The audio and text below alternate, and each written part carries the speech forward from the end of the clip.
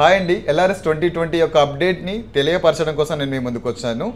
ఫిబ్రవరి 20వ తారీఖు నాడు వచ్చినటువంటి అమైన్మెంట్ జీవో నెంబర్ 28 ఎల్ఆర్ఎస్ 2020 వచ్చినప్పుడు 131, 135 జీవోలో కొన్ని సవరణలు చేస్తూ తీసుకొచ్చారు ఈ జీవోని.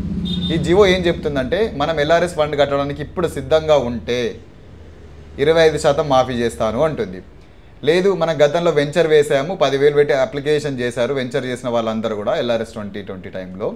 వాళ్ళ దాంట్లో 10% ప్లాట్స్ 26/8/2020 కట్ ఆఫ్ డేట్ నిబంధనను పాటించి 10% సోల్డ్ అవుట్ అయినటువంటి ప్లాట్స్ పోను మిగిలిన 90 ప్లాట్స్ కూడా సబ్ రిజిస్టర్ కార్యాలయంలో బాజాబ్తా నెంబర్ వేసుకొని రిజిస్ట్రేషన్ చేసుకోవచ్చు.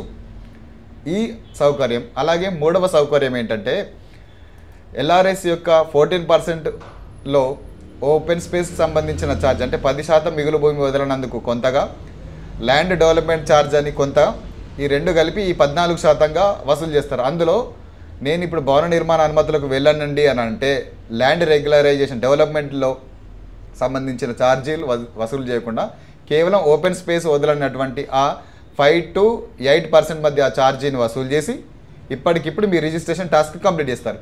కానీ ఇలా 0.5% ఆఫ్ ఎల్ఆర్ఎస్ ప్రొసీజర్ పొందిన వాళ్ళకి 25% బెనిఫిట్ అనేది పొందరాదు, ఉండదు.